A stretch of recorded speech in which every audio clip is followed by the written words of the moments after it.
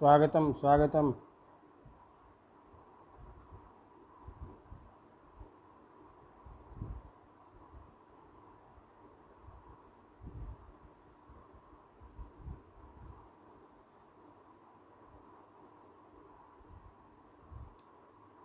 स्वागतम,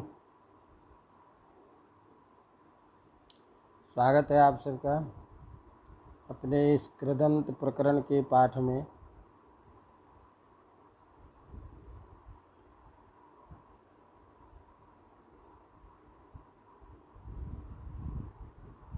आवाज़ आ रही है मेरी आप लोगों तक? ध्वनि तत्र गच्छति।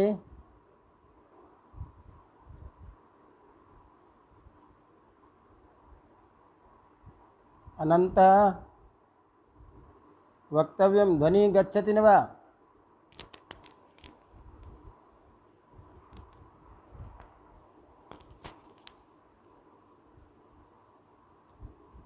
ध्वनिरागच्छति?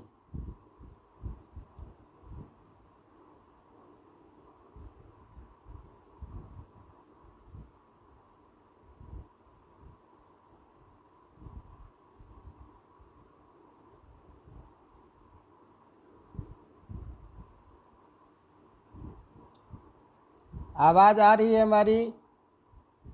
प्रारंभ किया जाए।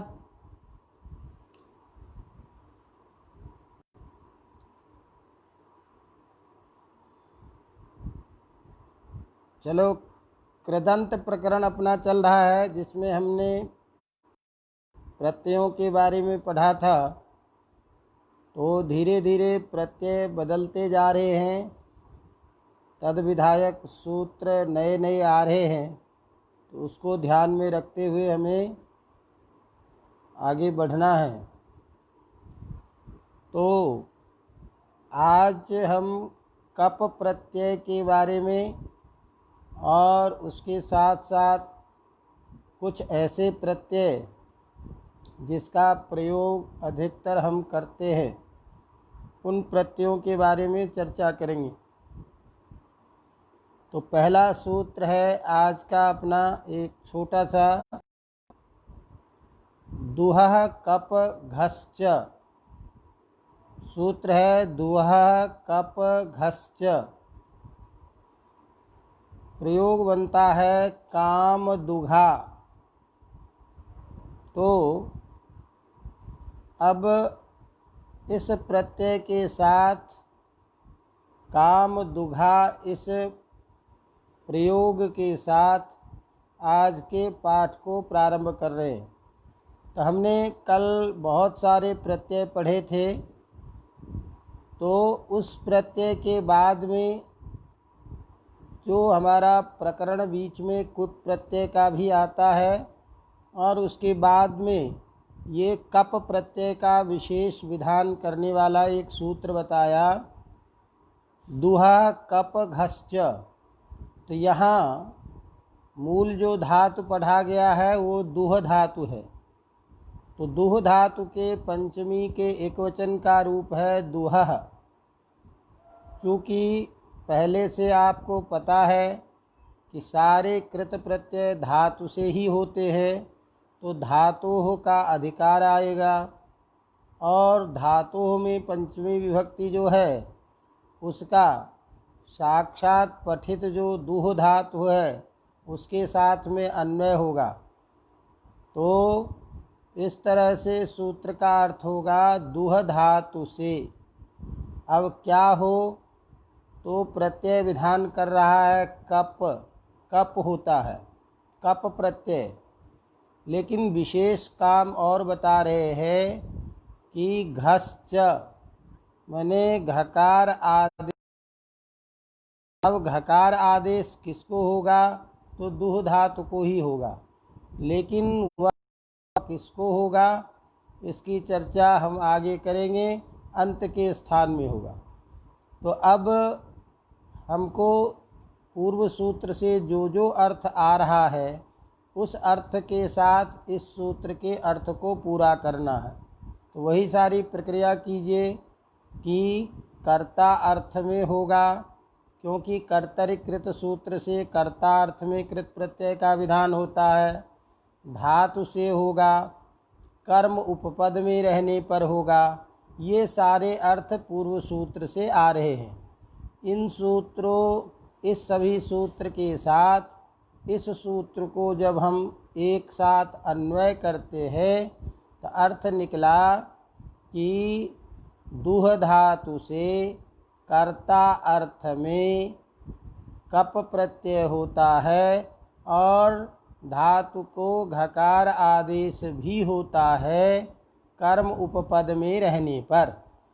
तो इस तरह से सीधा अर्थ ये निकला कि यदि कोई कर्मवाचक पद उपपद में है तो दुह धातु से कर्ता अर्थ में कप प्रत्यय होगा और धातु को घकार आदेश भी होगा। अवगतम। तो उदाहरण ये है, तो ध्यान रखना कि सुप चाहिए उपपद में है और दुह धातु उसके हकार के स्थान पर घकार आदेश भी करना। तो प्रयोग बनेगा कामम दोग्धि इति काम दुघ और स्त्रीलिंग में काम दुघा।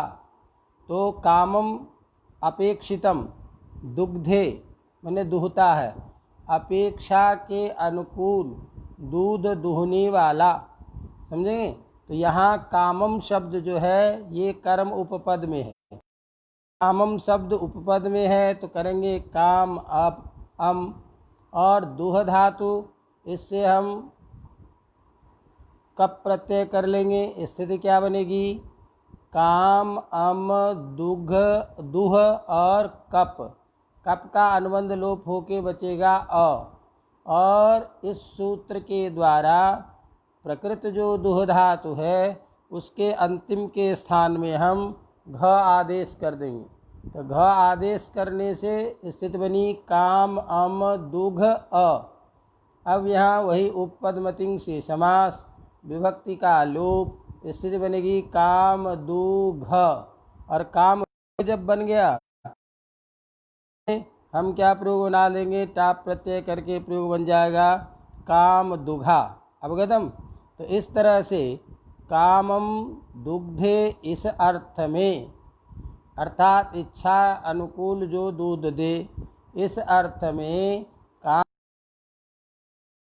दुह धातु से कप प्रत्यय, कप प्रत्यय के साथ साथ दुह धातु के हकार के स्थान पर घकार आदेश और विभक्ति लोप समास करके प्रयोग बनेगा काम दुघ। काम दुघ का अजादित स्टाप से बन जाएगा काम दुघा। और दुह धातु में उकार को गुण क्यों नहीं हुआ? तो क्योंकि कप प्रत्यय कित है, इसीलिए कित होने के कारण प्राप्त गुण का निषेध हो जाएगा। अवगतम। तो इसी तरह से ये गाय का, कामधेनु जो गाय है उसके लिए कहा जाता है काम दुघा इति रूपम भवति। अवगतम। इसी तरह से अब ऐसे सामान्य सूत्र के बारे में चर्चा कर रहे हैं जो कई प्रत्ययों का विधान करता है और इन प्रत्ययों के होने से अलग अलग कई प्रसिद्ध प्रयोग हम बनाते हैं। तो वो सूत्र है अन्येभ्योपि दृश्यन्ते। क्या है? अन्येभ्योपि दृश्यन्ते। अन्येभ्योपि दृश्यन्ते का मतलब यहाँ है कि हमने जो धातु आपको बताया है उन धातुओं के अतिरिक्त भी धातुओं से और दिखाई देते हैं। क्या दिखाई देते हैं? प्रत्यय। तो कौन कौन से प्रत्यय होते हैं, क्या होता है, उसको गिना रहे हैं कि मनिन, क्वनिप, वनिप, विच एते प्रत्ययाः धातोः स्युः। तो अन्य जो धातु हैं, यहाँ यद्यपि सूत्र से पूर्व छंद की अनुवृत्ति आती है, लेकिन छंद की अनुवृत्ति को यहाँ ख़त्म करके छंद की अनुवृत्ति की निवृत्ति हो जाने से लोक व्यवहार में भी अन्य धातुओं से क्वनिप, मनिन, वनिम और होते हैं। अब ध्यान रखना एक एक तरीके से। तो अन्येभ्योऽपि दृश्यन्ते सूत्र क्या करेगा कि कर्ता अर्थ में मनिन प्रत्यय भी करेगा, क्वनिप प्रत्यय भी करेगा, वनिप प्रत्यय भी करेगा और विच प्रत्यय भी करेगा। अब एक चीज़ ये ध्यान रखना है कि कई जगह क्या होता है कि प्रत्यय होने पर सभी वर्णों का लोप हो जाता है। जैसे मान लो हम क्विप प्रत्यय करते हैं तो क्विप प्रत्यय में पकार की इत्संज्ञा हलंत्यम से हो जाती है, तो इत्संज्ञा होने से पकार का लोप हो गया। इसी तरह से प्रत्यय के आदि में क होने से लसक क्वत्तद्धीते सूत्र से ककार की है तो क हट जाता है। वचा व वेरप प्रत्यय से उसकी संज्ञा हो जाती है, वो हट जाता है। इसका मतलब प्रत्यय के जितने भी वर्ण थे सभी का लोप हो जाता है, कुछ नहीं बचता है। तो प्रत्यय का जहाँ कुछ भी नहीं बचता हो, व्याकरण की भाषा में होना मन हो जाएगा। लेकिन प्रत्यय कर्ता अर्थ में हुआ है तो वो कर्ता अर्थ धातु से आ जाएगा, कर्ता अर्थ बताता रहेगा। प्रत्ययार्थ जो है वो तो उपस्थित रहेगा लेकिन प्रत्यय नहीं रहेगा।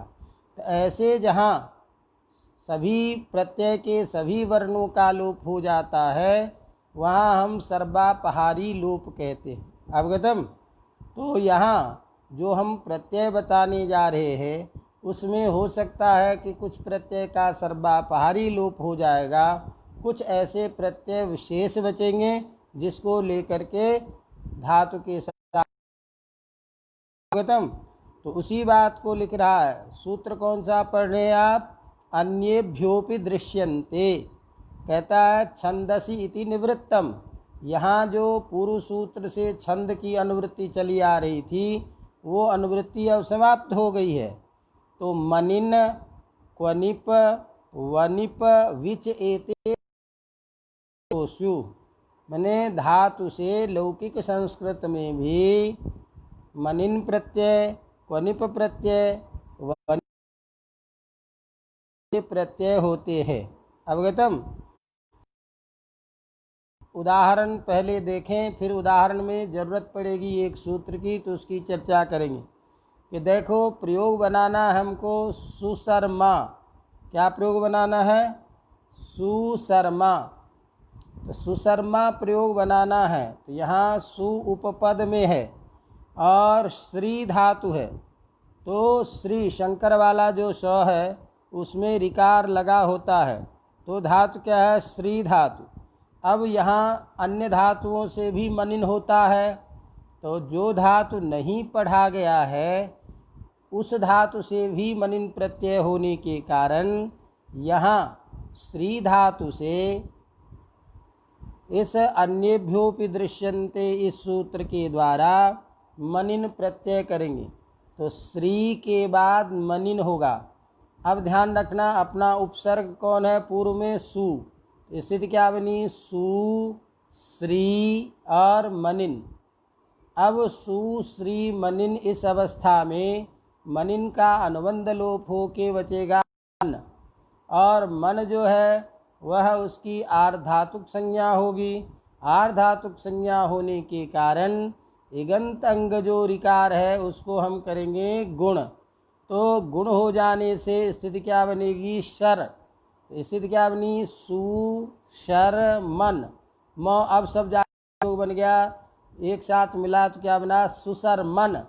और सुशरमन शब्द का हमको रूप बनाना है तो प्रथमा के एक वचन में रूप बनेगा सुशर्मा। अवगतम? अब यहाँ थोड़ी सी एक बात आती है कि जब हमने सु उपसर्ग पूर्वक श्री धातु से हमने मनिन प्रत्यय किया है। अवगतम?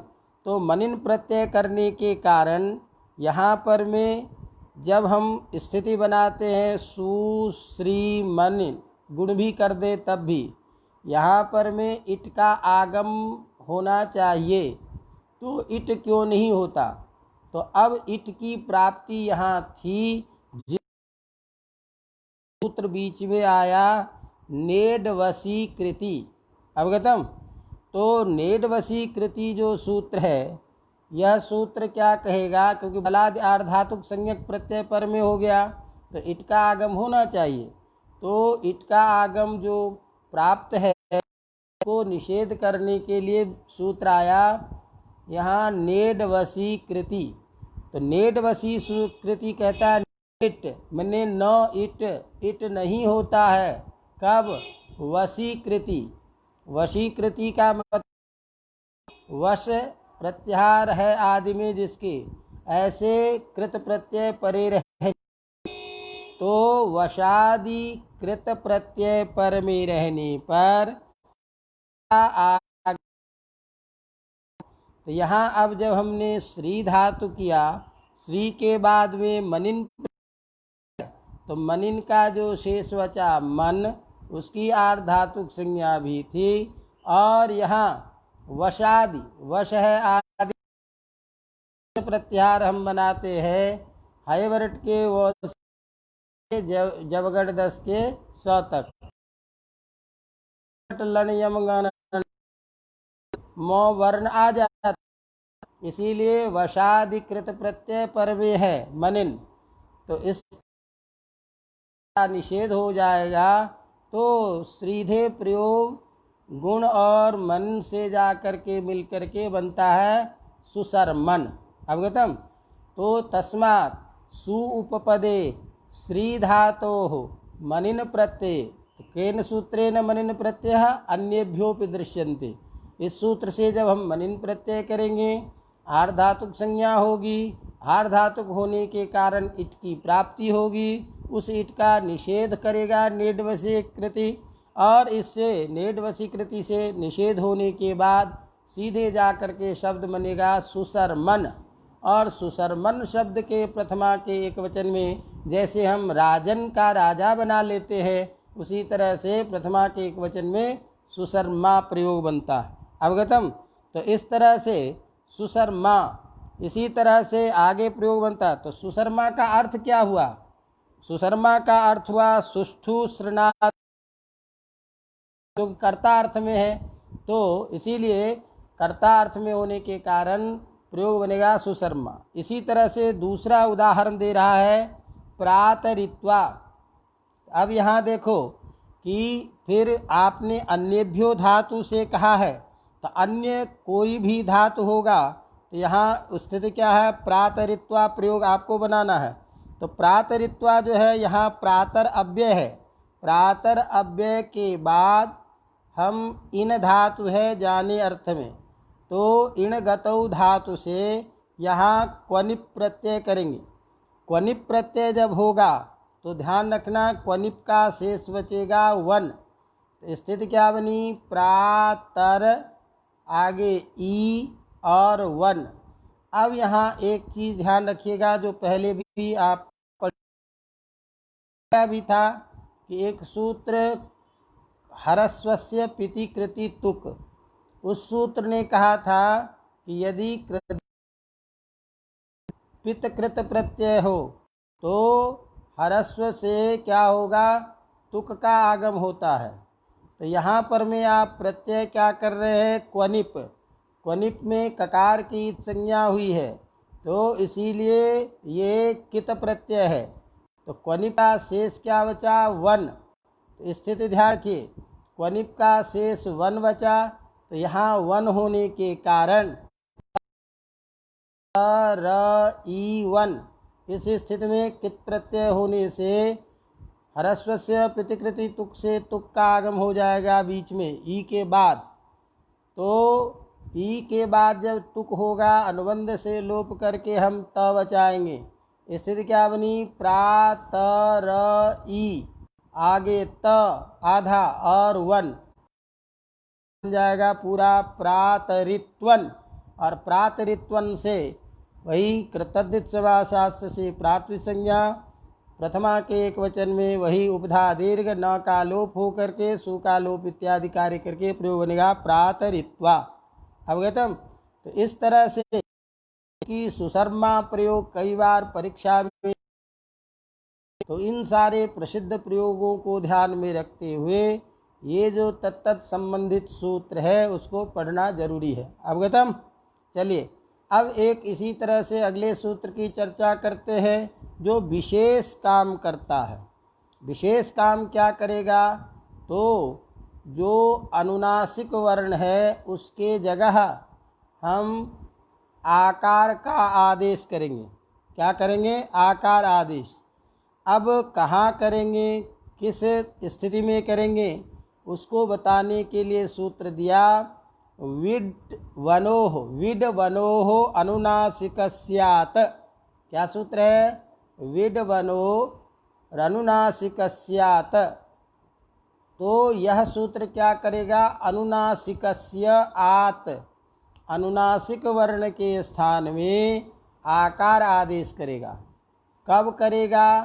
तो विट और वन, विट प्रत्यय यदि बाद में हो और वन प्रत्यय बाद में हो तो विट च वन च इति तयोः विट वनोः, ये सप्तमी में है तो विट प्रत्यय है। जैसे हमने कहा विच, तो विट प्रत्यय परे रहने पर और वन प्रत्यय परे रहने पर जो धातु का अनुनासिक वर्ण होगा उस अनुनासिक वर्ण के स्थान पर आकार आदेश करेगा। अवगतम। तो अब आप ध्यान दीजिए, सूत्र का अर्थ समझ में आ गया कि यदि विट प्रत्यय बाद में हो, वन प्रत्यय बाद में हो, तो धातु का जो अनुनासिक अक्षर है उसके जगह आकार आदेश करेंगे। अवगतम। अब जैसे उदाहरण से हमको प्रयोग बनाना है विजावा, तो विजावा ये प्रयोग बनाना है तो यहाँ वी उपसर्ग पूर्वक जन धातु है, जनि प्रादुर्भावे, प्रादुर्भाव अर्थ में, तो यहाँ वी उपसर्ग पूर्वक जन धातु है। विजायते इति, जायते इति विजावा, तो वी उपसर्ग पूर्वक धातु है जन धातु। अवगतम। अब वी उपसर्ग पूर्वक जन धातु से हम वनिप प्रत्यय करेंगे अन्येभ्योपि दृश्यन्ते सूत्र से। तो स्थिति क्या बनी? वी जन और वनिप, वनिप का शेष क्या बचेगा? वन। स्थिति क्या बनी? वी जन वन। अवगतम। अब यहाँ वी जन वन जब है तो वन प्रत्यय पर में हो गया और वन प्रत्यय बाद में होने के कारण विड वनोह अनुनासिकस्यात्, इस सूत्र से जन का जो नकार है अनुनासिक वर्ण उसके जगह आकार आदेश करेंगे। स्थिति क्या बनी? वी ज आ वन। अवगतम। तो नकार के स्थान में क्या आदेश कर दिया? आकार आदेश। किस सूत्र से? विड वनोह अनुनासिकस्यात् से। किसके जगह किया? अनुनासिक वर्ण की जगह। अनुनासिक वर्ण कौन है? जन का न। तो इस तरह से स्थिति क्या बनी? वी ज आ वन। अब हम ज में जो अ है और अनुनासिक के जगह जो आ हुआ है उस दोनों को दीर्घ कर देंगे अकस्वर्णीय दीर्घ से। तो दीर्घ कर देंगे तो अब हमारा सारा शब्द मिल करके क्या बन गया? विजावन। विजावन और विजावन, अब यह कृदंत शब्द हो गया हमारा। इसकी हम फिर वही कृतद्धित समासशास्त्र से प्रातिपदिक संज्ञा घात संज्ञा करने के बाद प्रथमा के एक वचन में सु लाएंगे। सु का वही अनुबंध लोप हो के स, उपधा को दीर्घ, न का लोप, पदांत होने के कारण प्रयोग बन जाएगा विजावा। तो इस तरह से विजायत इति विजावा ये प्रयोग बनता है। इसी तरह से एक प्रसिद्ध प्रयोग है अवावा। तो अवावा प्रयोग कई बार परीक्षा में पूछ देता है, तो ध्यान रखो यहाँ ओनरी अपनयने धातु है। ओनरी अपनयने, तो ओनरी अपनयने जो धातु है इसका अनुबंध लोप हो के बचेगा ओण, तो ओण धातु है। अवगतम। अब इस ओण धातु से हम वनिप प्रत्यय करेंगे। एक बार प्रयोग समझ में आ गया तो फिर दिक्कत नहीं है। ओण धातु से वनिप प्रत्यय किया अन्येभ्योपि दृश्यन्ते सूत्र से। स्थिति क्या बनेगी? ओण प्लस वन।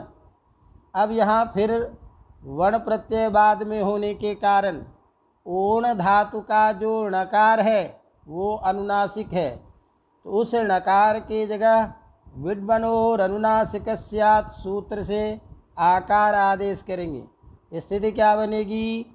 ओ आ वन। अवगम्यते न वा? धातु कौन है? ओण धातु। ओण धातु से प्रत्यय किया वन प्रत्यय, स्थिति क्या बनी? ओण वन। अब यहाँ वन जो है उसका परे, उसके परे रहने पर ओण धातु का जो ण वो अनुनासिक वर्ण है, इसीलिए उसके जगह आकार आदेश करेंगे। स्थिति बनी ओ आ वर्ण। अब ओ जो है इसके बाद आकार होने के कारण एचो अयवायावह से अब आदेश कर देंगे, तो ओ किस में बदल जाएगा? अब में। स्थिति क्या बनेगी? अब आवन। अब सबको एक साथ मिला देंगे तो प्रयोग बनेगा अवावन। बन गया? अवगतम? अवगम्यते न वा किमपि? अथवा श्रूयते न वा श्रूयते? ध्वनि गच्छति एतत् सर्वं ध्यातव्यम। तो अवावन ये प्रयोग बन गया। और अवावन शब्द के वही प्रथमा के एकवचन में कृदंत से प्रातिपदिक संज्ञा सुरुत्व सु का लोप, उपधा को दीर्घ, न का लोप करके प्रयोग बनेगा अवावा। अवगतम? तो ओनरी धातु से प्रयोग बनेगा अवावा। वी उपसर्ग पूर्वक जड़ धातु से क्या रूप बनेगा? विजावा। अवगतम? इस तरह से कहता है क्विप च। दूसरा सूत्र आ गया। अब विच का उदाहरण रोट रेट देता है, सामान्य प्रयोग है, कोई दिक्कत नहीं, बना लेंगे। आगे क्या है? क्विप च। कहा कि देखो आपने जो गिनाया है प्रत्यय, वनिन मनिन प्रत्यय, कोनिप प्रत्यय, वनिप प्रत्यय, विच प्रत्यय, इसके साथ साथ कुप है। अवगतम? तो कहा कुप प्रत्यय होता है तो उसी के साथ पढ़ा बता दे। सूत्र क्यों किया? तो कहते हैं इसकी जरूरत थी। यहाँ सुबंत उपसर्ग उपपद में रहने पर भी धातु से कुप प्रत्यय होता है। तो सुबंत उपपद में रहने पर धातु से कर्ता अर्थ में कुप प्रत्यय भी होगा। तो अब सीधा अर्थ क्या निकला कि यदि कर्म सुबंत उपपद में हो, अवगतम, तो ऐसी स्थिति में धातु से हम कुप प्रत्यय करेंगे। अवगतम? अब यहाँ प्रयोग बनाया कि ये प्रयोग कई बार परीक्षा में पूछ देता है। प्रयोग बनाना है हमको उखाश्रत। उखाश्रत ये प्रयोग बनाना है। अब यहाँ देखो विग्रह करते हैं उखायाः स्रंशते। तो उखायाः स्रंशते, उखा से जो गिर जा रहा है, गिरने वाला, उसे कहते हैं उखाश्रत। उखा एक बर्तन विशेष है जिसमें कुछ अभक्ष्यादि कह लो या मांसादि जो पकाया जाता है, उस बर्तन विशेष को उखा बोलते हैं। चलिए कोई बात नहीं। तो हमको क्या करना है? उखा इस के उपपद में रहने पर, अवगतम, यहाँ धातु है स्रंश धातु। अब स्रंश धातु होने से यहाँ हम क्विप च इस सूत्र से क्या करेंगे? क्विप प्रत्यय कर देंगे। तो स्थिति क्या बनी? उखायाः आपने किया था, उखा ngस, पंचमी करेंगे तो ngसी, क्योंकि निकल रहा है तो गिरने अर्थ में पंचमी, तो पंचमी भी कर देंगे। तो उखा, ngसी, स्रंश और क्विप, ये स्थिति बनी। यहाँ क्विप प्रत्यय का सर्वापहारी हो जाएगा लोप, सब कुछ चला जाएगा। तो केवल प्रत्यय जिस अर्थ में हुआ है वो अर्थ रहेगा, और प्रत्यय में जो जिस वर्ण की इत संज्ञा किए हैं उस इत संज्ञा निमित्तक जो भी कार्य होंगे वो कार्य होंगे। तो जैसे यहाँ क्या करना है? सबसे पहले तो कित प्रत्यय हो गया ये क्विप। तो कित प्रत्यय होने के कारण यहाँ स्रंश में जो अनुनासिक वर्ण, उस अनुनासिक वर्ण का हो जाता है लोप। एक सूत्र है अनिदिताम हल उपधायाः किंगिति। तो अनिदिताम हल उपधायाः किंगिति सूत्र से उपधा के अनुनासिक वर्ण का लोप हो जाता है। तो यहाँ देखो कि धातु कौन है? स्रंश। तो स्रंश में अंतिम वर्ण कौन हो गया? स। उससे पूर्व वर्ण कौन हो गया? अनुनासिक अनुस्वार वर्ण। तो यह जो अनुस्वार वर्ण है इसका हम कर देंगे लोप। लोप करते ही अब वह अनुस्वार हट गया। इसके साथ वही उपपद समास, तो स्थिति क्या बनी, उखास्रस, ये बना। अब हम हलंत पुल्लिंग जब पढ़े थे कभी, तो सुने थे कभी, क्योंकि तुम लोग पढ़ते नहीं हो, सुनते हो, तो जब भी कभी हम सुने थे तो वहाँ पर में एक सूत्र आता है, वसु स्रंशु ध्वंसु अनुडुहाम द, मने इन धातुओं के अंतिम वर्ण के स्थान पर दकार आदेश होता है। तो यहाँ देखो स्रंश धातु है, इस स्रंश धातु के दकार जो अंत में वर्ण है स, उस स के स्थान पर दकार आदेश करेंगे। तो दकार आदेश करने से स्थिति क्या बनी, उखास्रद, ये बन गया। अब स्रस के जगह अंत में वसु अनुडुहाम द, इस सूत्र से दकार आदेश हो करके उखास्रद बना। अब यह उखास्रद हमारा प्रातिपदिक है, इसीलिए प्रातिपदिक संज्ञा होने के कारण प्रथम के एकवचन में सु का हलंग्याभ्यो दीर्घा सुतिस्पृक्तम हल से लोप होगा। पद के अंत में जो द, उसको हम चर्त्व कर देंगे। तो चर्त्व होते ही स्थिति क्या बनेगी, त, विकल्प से करेंगे तो दोनों हो जाएगा। तो प्रयोग बन गया क्या, उखास्रत। तो उखास्रत ये प्रयोग बनता है। तो कथम भवति इति चेत उखायाः स्रंशते इत्यर्थे कुप च इति सूत्रेण उखा उपसर्गे उखा उपपदे स्रंश धातोः कुप प्रत्यये तस्य सर्वापहारी लोपे और अनिदितां हल उपधाया किंगिति सूत्रेण अनुनासिकस्य लोपे उखास्रश इति जाते वसु स्रंशो ध्वंस्वनुडुहां द इति सूत्रेण सकारस्य स्थाने दकारे उखास्रद इति जाते हैं। वही कृतद्धित समासशास्त्र प्रात संज्ञायाम सौ प्रथमा एक वचने सुलोपे और चर्त्वे च उखास्रत इति रूपम सिद्धम। जैसे तुम लोग सिद्धम बोलते हो उसी तरह से स्थिति बना लें। प्रयोग की स्थिति ध्यान। इसी तरह से पर्णध्वत प्रयोग बनता है। पर्णध्वत, तो पर्णात् ध्वंसतः इत्यर्था पर्णध्वत। तो यहाँ पर में पर्ण उपपद में है, अवगतम।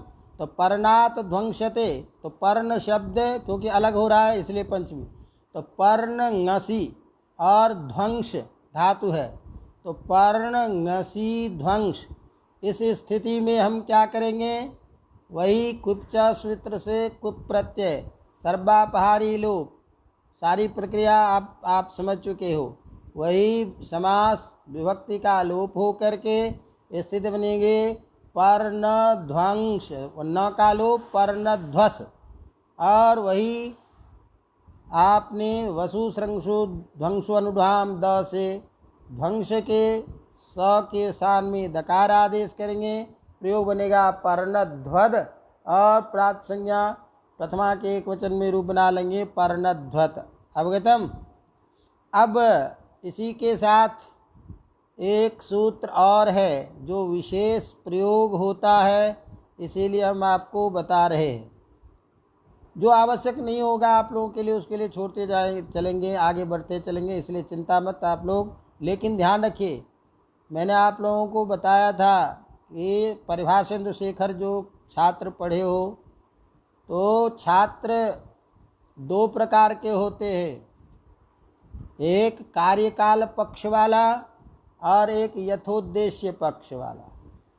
तो यद्यपि शास्त्र के लिए कहा गया है, शास्त्र जो है परिभाषा जो है दो प्रकार की, यथोद्देश्य परिभाषा और कार्यकाल परिभाषा, लेकिन उदाहरण दिया छात्र को ध्यान में रख करके। तो छात्र दो प्रकार के होते हैं, एक यथोद्देश्य पक्ष वाला छात्र, एक कार्यकाल पक्ष वाला। उद्देश्यम अनतिक्रम्य यथोद्देश्यम, उद्देश्य का जहाँ अतिक्रमण न हो। तो उद्देश्य क्या चीज़ है कि अध्यापकाः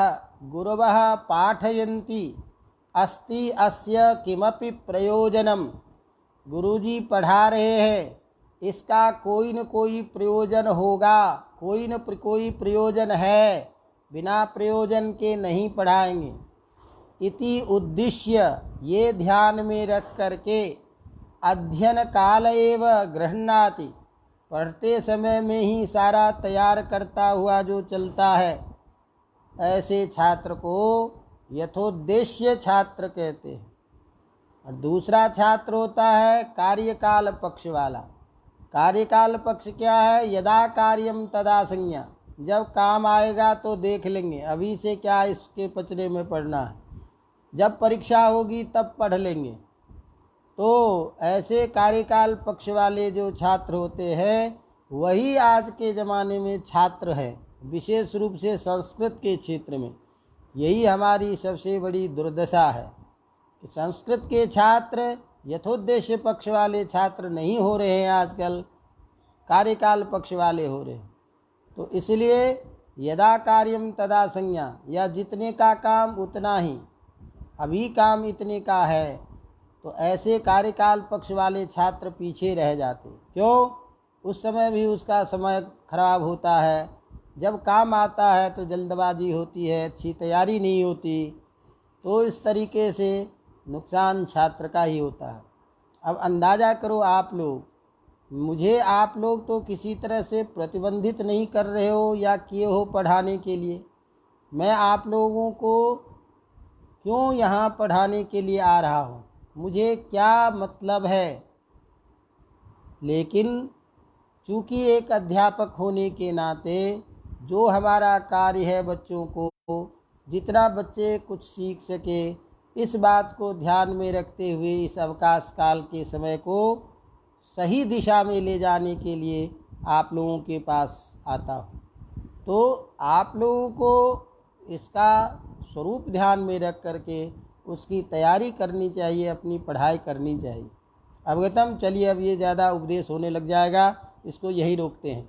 तो मैं खुद प्रयास करता हूँ कि एक तो विषय आप लोगों को अच्छी तरह से समझ में आए, इसीलिए कभी हम ज़्यादा उस किसी सूत्र के अन्य पक्ष को लेकर के कभी व्याख्या की तरफ नहीं जाते हैं कि ज़्यादा कहीं उलझने से आप कम से कम एक बार मूल बात तो समझ लें, फिर आगे की प्रक्रिया जब प्रवृत्ति होने लगती है तो अपने आप सारी चीज़ें आने लगती हैं। अवगतम?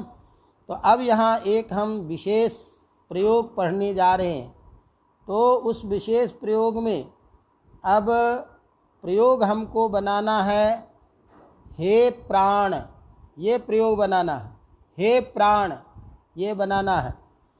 अब यहाँ ध्यान रखो कि आपने क्या कहा कि किसी भी धातु से अन्येभ्यो दृश्यन्ते सूत्र से हम क्विप प्रत्यय करेंगे, तो हमको हे प्राण प्रयोग बनाना है। तो यहाँ प्र उपसर्ग पूर्वक अन धातु है, दंत नकार वाला। अवगतम? समझ में आ रही बात? इसका हम संबोधन के रूप में कर्ता अर्थ में है, इसलिए संबोधन करके प्रयोग बना रहे हैं, वो अलग चीज़ है। लेकिन हमें आपको ये मूल बात समझाने हैं कि हमको प्र उपसर्ग पूर्वक अन धातु है। तो प्र उपसर्ग पूर्वक जब अन धातु है तो इस अन धातु से भी कर्तार्थ में क्विप सूत्र से हम क्विप प्रत्यय करेंगे। अब जब क्विप प्रत्यय करेंगे तो क्विप का सर्वापहारी हो जाएगा लोप। अवगतम? तो अब यहाँ जब लोप हो गया तो प्र आगे अन और क्विप प्रत्यय का सर्वापहारी लोप होने पर अर्थ आ गया कर्ता। अन माने ले जाने वाला। तो प्रकृष्ट जो ले जाने वाला है, चलाने वाला है, जो शरीर को चलाता है, वही तो प्राण है। तो इसीलिए चलाने वाला, गति देने वाला जो है उसको प्राण बोलते हैं। तो यह जो प्राण है प्र उपसर्ग पूर्वक अन धातु है, तो प्र उपसर्ग पूर्वक अन धातु में नकार जो है वो क्या है? दंत सकार, दंत नकार है, तवर्ग का वर्ण है। तो हम लोक व्यवहार में जो बोलते हैं तो उसमें मूर्धन और नकार है, ण है, तो हे प्राण बोलते हैं। प्राण शब्द कर्ता अर्थ को बताने वाला है, जो ले चले, ये अर्थ अपने को ध्यान रखना है। अवगतम, जो चलाता है शरीर को, तादृश एव सा वायु प्राणवायु इति उच्यते। तो यह जो प्राण है इसके संबोधन में प्रयोग किया, हे प्राण। अवगतम, तो यहाँ हे प्राण में हमने प्रोपसर्ग पूर्वक अन धातु से कुप प्रत्यय करके दीर्घ करके प्राण बना लेंगे, तो दंत नकार वाला रूप होना चाहिए। तो यहाँ मूर्धन्य नकार कैसे होता है, इसलिए ये प्रयोग बताने के लिए हमने आपको ये उदाहरण दिया। अवगतम, तो यहाँ एक सूत्र आता है विशेष, जो न को ण में बदलता है, और वो सूत्र है अंतः। क्या सूत्र है? अंतः। ये सूत्र कहता है पदान्तस्य अनितेः नस्य णत्वं स्यात्। तो किसी भी पद के अंत में जो अन धातु है, अन शब्द है, अवगतम, तो अन जो है जिसके अंत में, उसके नकार को णत्व होता है। कब? तो उपसर्ग स्थात निमित्तास परश्चेत। यदि णत्व का निमित्त उपसर्ग में रहा हो तो। अर्थ क्या निकला कि उपसर्ग में यदि णत्व का निमित्त, जिसके चलते णत्व होता है कभी, वो निमित्त यदि उपसर्ग में रह रहा है, तो उपसर्ग में रहने वाले उस निमित्त के बाद अन धातु जो होगा, उस अन धातु के न के स्थान में न आदेश करेंगे पदांत।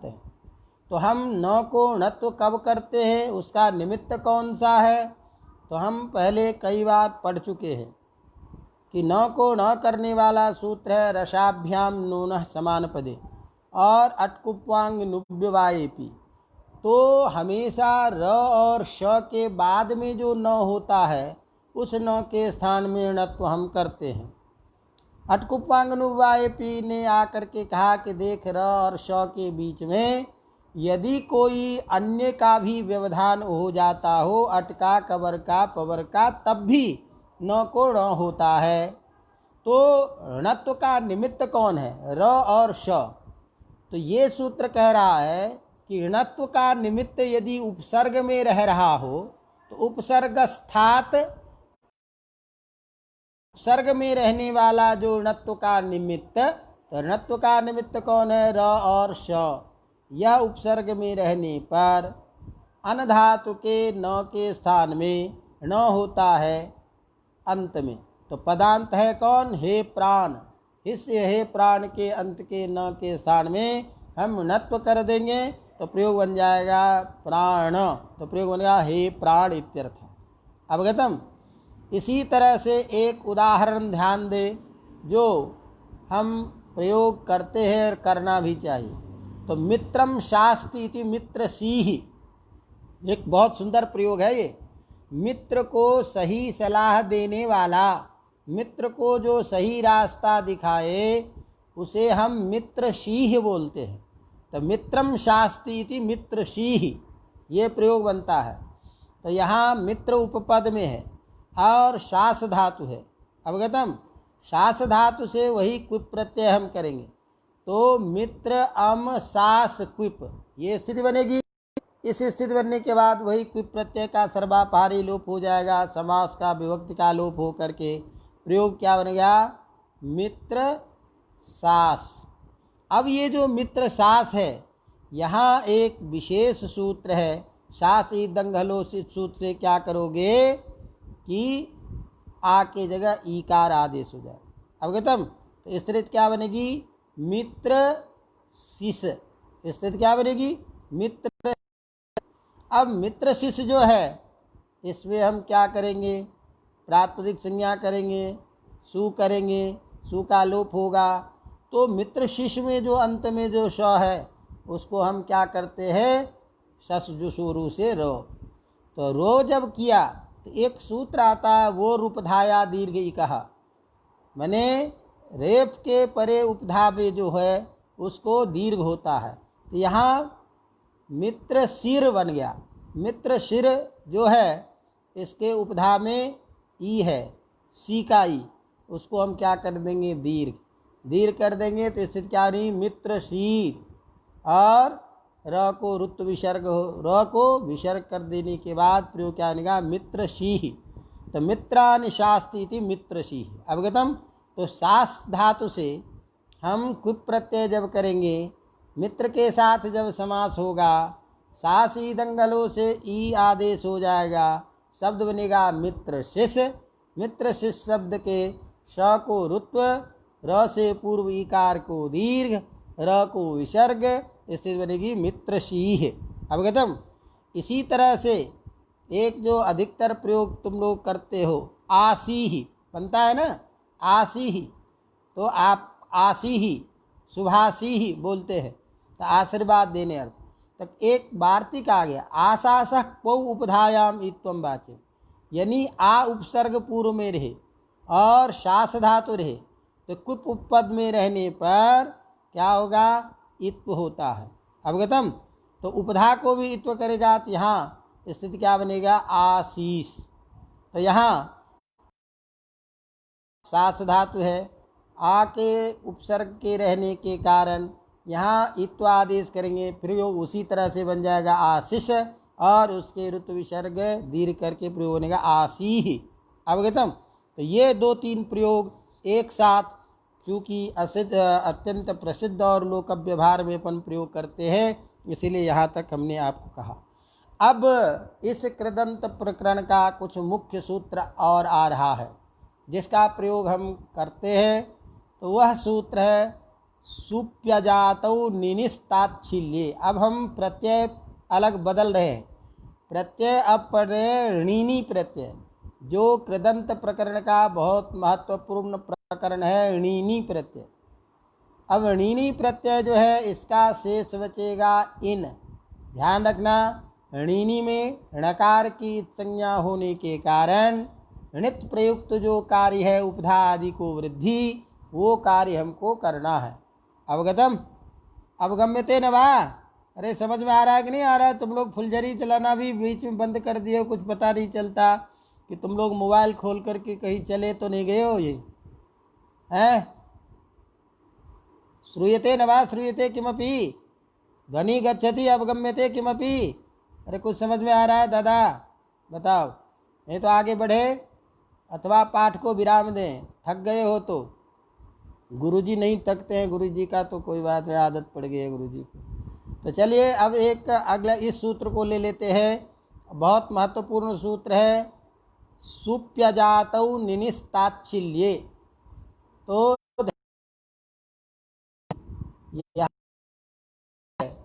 ये कह रहा है सुपी अजातौ निनिः ताच्छिल्ये।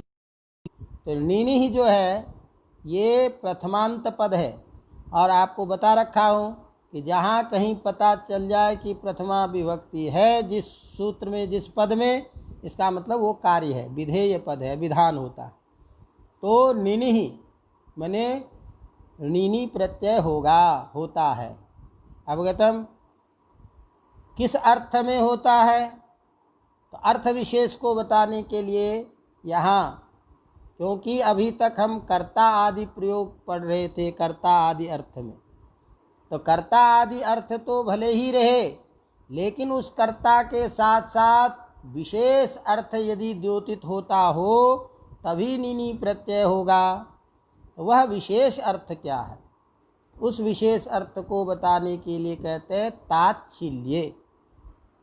ताच्छिल्य अर्थबोध होने पर, तच्छीलः स्वभावः, तस्य भावः ताच्छिल्यम्, अर्थात किसी का जो स्वभाव है, जो धर्म है, उस स्वाभाविक धर्म स्वभाव अर्थ यदि द्योतित हो रहा हो तो ऐसे अर्थ में स्वभाव द्योतित होने में नीनी प्रत्यय होगा। अवगतम। अब ये नीनी प्रत्यय कब होगा? तो कहता सुपी। सुपी बने सुप प्रत्यय है, इसलिए अर्थ क्या करेंगे?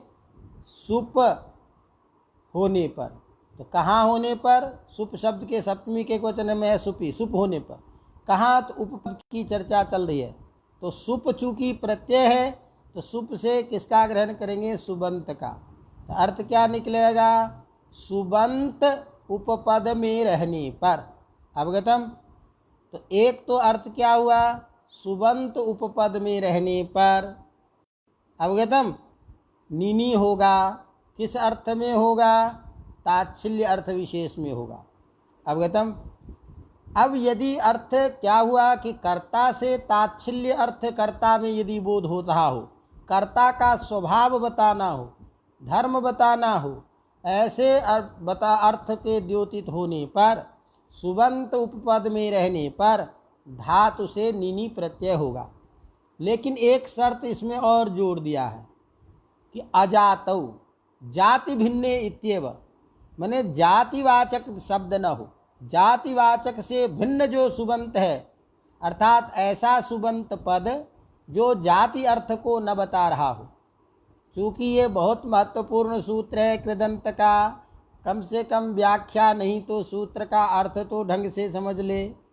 तो सुपी मने सुबंत पद, तो सुबंत पद जो होगा वो जो जाति का वाचक न हो, तो जाति से भिन्न जो सुबंत पद उपपद में यदि रहेगा, उपपद मेरे पास में, तो ऐसे जातिवाचक शब्द से भिन्न अतिरिक्त यदि कोई सुबंत शब्द है, तभी कर्ता से अर्थ में नीनी प्रत्यय होगा, जब कर्ता के स्वभाव अर्थ को बताना चाहते हो। तो कर्तुः ताच्छिल्ये अर्थे द्योत्ये सुबंते उपपदे, कीदृशे सुबंते उपपदे, जाति भिन्ने, तो जाति से भिन्न सुबंत उपपद में रहने पर धातु से नीनी प्रत्यय होगा, अवगतम। उसी बात को वृत्ति में लिख रहे हैं, अजात्यर्थे, माने जाति से भिन्न अर्थबोध होने पर सुपी उपपदे धातोः नीनि, धातु से नीनी प्रत्यय होता है, ताच्छिल्ये अर्थे द्योत्ये, यदि ताच्छिल्य अर्थ बोध होता हो तो, अवगतम। तो ये सामान्य सूत्र का अर्थ हमको समझ में आ गया कि किसी कर्ता का जब स्वभाव अर्थ बताना हो, उसमें रहने वाला धर्म, उसकी आदत जो बतानी हो, तो जैसे उदाहरण से समझ लो कि उष्णम भुंक्ते इत्यर्थ, तो जो उष्णम शीलम भुंक्ते इत्यर्थ इति उष्ण भोजी, तो मतलब क्या है, गरम खाने की आदत है जिसकी, ऐसे व्यक्ति विशेष को लिए हम बोलते हैं उष्ण भोजी, अवगतम। तो उष्ण भोजन शीलम अस्य इति उष्ण भोजी, गरम खाने की आदत है जिसकी, जिसके स्वभाव में है। ध्यान रखना, कुछ व्यक्ति को कोई गरम चीज़ गरम लगती ही नहीं, गरम से भी उसको जितना स्वाभाविक रूप से जैसे शीत पदार्थ का भक्षण होता है, वैसे उष्ण पदार्थ का भी भक्षण हो सकता है। कोई ऐसा है कि चाय भी पिएगा तो बिल्कुल ठंडी करके ही पिए, शीतत्व की अधिकता है, यही उष्णत्व की अधिकता है। तो उष्णत्व जहाँ अधिक होता है, उसको उष्ण के साथ में ज़्यादा दिक्कत नहीं होती है। शीत भोजी जो शीत जो होगा, उसको चीज़ें गर्म ज़्यादा लगेगी, अवगतम। तो उष्ण भोजनम शीलम अस्य, गरम खाना खाने की आदत है जिसको, इस अर्थ में यहाँ उष्णम, तो उष्ण जो है भोजन का विशेषण है, तो उष्ण उपपद में रहने पर भुज धातु से हम नीनी प्रत्यय करेंगे, अवगतम। तो उष्ण अम भुज नीनी, इस स्थिति में समास विभक्ति का लोप करेंगे। तो अब स्थिति क्या बनी, उष्ण भुज इन, नीनी का इन बचेगा। अब यहाँ लघुपद गुण कर देंगे धातु के, तो ऊ को गुण करेंगे ओ, स्थिति क्या बनी, उष्ण भोज इन, जा करके मिल जाएगा शब्द क्या बन जाएगा, उष्ण भोजिन। उष्ण भोजिन शब्द के प्रथमा के एक वचन में अपन रूप बनाएंगे, तो वही कृतधिक समासात से प्राप्त संज्ञा लाएंगे, सु करेंगे, सु का फिर लोप होगा, उससे पूर्व उपधा को दीर्घ, तो उष्ण भोजी न स, न का लोप, स का लोप, न का लोप होकर के प्रयोग बन जाएगा उष्ण भोजी। तो उष्ण भोजिन शब्द के जैसे ब्रह्मचारिन के प्रथमा के वचन में ब्रह्मचारी, अब वो सारी प्रक्रिया आपने बता, क्योंकि ये प्रक्रिया कई बार बता चुका हूँ। तो विभक्ति सू लाने के बाद जो रूप बनेगा उसमें इतना भी काम कर चल दीजिए, विभक्ति कार्य कृते उष्ण, तो क्या प्रयोग हो रहा, उष्ण भोजी। इसी तरह से शीत भोजनम शीलम अस्य इत्यर्थे शीत भोजी, तो सारे प्रयोग बन जाएंगे। अब कहा कि इस सूत्र में आपने ये क्यों कहा कि जातिवाचक शब्द से भिन्न हो कर्म उपपद में होने पर। कहा यदि ये नहीं कहते, अवगतम, ये यदि नहीं कहते तो ध्यान रखिए कि जहाँ जातिवाचक कोई शब्द है वहाँ से भी उस शब्द के उपपद में रहने पर भी नीनी प्रत्यय होने लगता। तो ऐसे जातिवाचक शब्द से रहने पर नीनी प्रत्यय न हो जाए, इसलिए अवगतम, क्योंकि वहाँ नीनी प्रत्यय नहीं हो करके जातिवाचक शब्द में भिन्न प्रत्यय होता है, तृण आदि प्रत्यय होता है। जैसे उदाहरण के तौर पे उसी को लिखता है मूल में अजातो इति किम, आपने ये क्यों कहा जाति से भिन्न होने पर। तो यदि ये नहीं कहते तो ब्राह्मणान आमंत्रयिता, ब्राह्मणान आमंत्रयिता ये प्रयोग बनता है। तो ब्राह्मणान आमंत्रयिता, यहाँ आमंत्रयिता प्रयोग है। तो आ उपसर्ग पूर्वक मत्री धातु है जिससे हमको करना था। अब यहाँ पर में ब्राह्मण शब्द जो है वो उपपद में है, तो ब्राह्मण उपपद में है तो ये ब्राह्मण जातिवाचक है। तो जातिवाचक शब्द ब्राह्मण उपपद में रहने पर आंग उपसर्ग पूर्वक जो मंत्र मत्री धातु है जिसका मंत्र बचता है इदित धातु नुम होकर के आ मंत्र, इस अर्थ में भी नीनी प्रत्यय यहाँ इस तच्छील स्वभाव अर्थ में यहाँ नीनी प्रत्यय होने लगता। तो यहाँ भी तच्छील अर्थ ही है, लेकिन तच्छील अर्थ होने पर भी जातिवाचक होने के कारण नीनी प्रत्यय नहीं हुआ है, और नीनी प्रत्यय के अभाव में यहाँ तृण प्रत्यय हो करके आमंत्रयिता ये प्रयोग बनता है। अवगतम। तो ब्राह्मणान आमंत्रयिता इस प्रयोग में स्वभाव अर्थ होने पर भी नीनी प्रत्यय नहीं है। यदि जातिवाचक नहीं कहते इस सूत्र में कि जाति से भिन्न अर्थ होने पर भी हो, ये यदि नहीं कहते तो यहाँ जातिवाचक शब्द होने पर भी, चाहे जातिवाचक हो या न हो, कहीं पर में भी सुबंत उपपद में रहने पर स्वभाव अर्थ में नीनी प्रत्यय हो जाता, तो फिर ब्राह्मणान आमंत्रयिता ये जो प्रयोग बनता है ये नहीं बनता।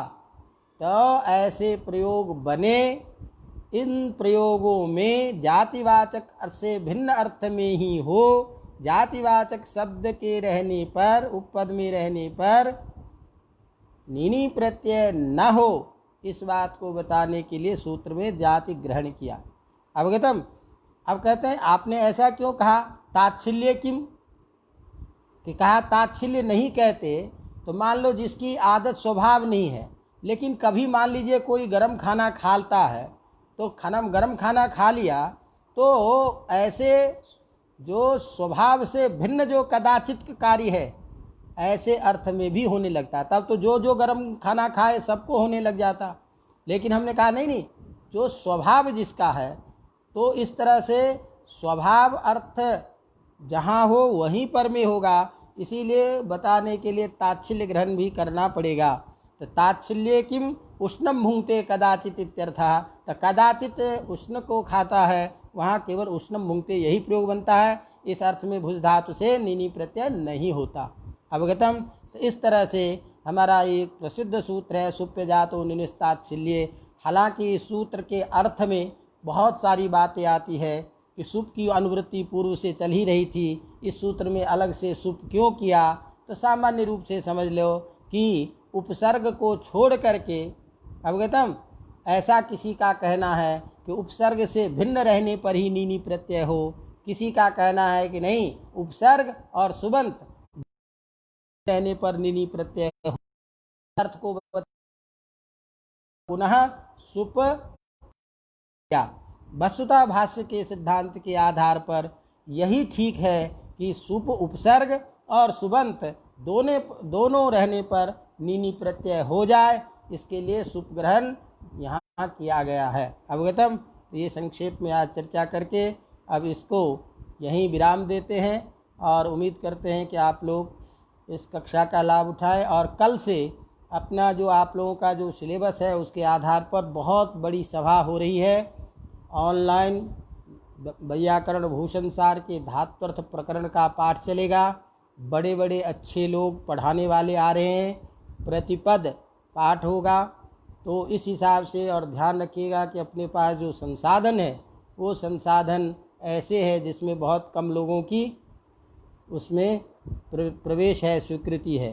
तो निर्धारित संख्या में ही उसमें स्वीकृति होगी, लेकिन बात नहीं है, जो नहीं उसको तत्काल देख पाएंगे उसको यूट्यूब पे उपलब्ध करा दिया जाएगा। अवगतम।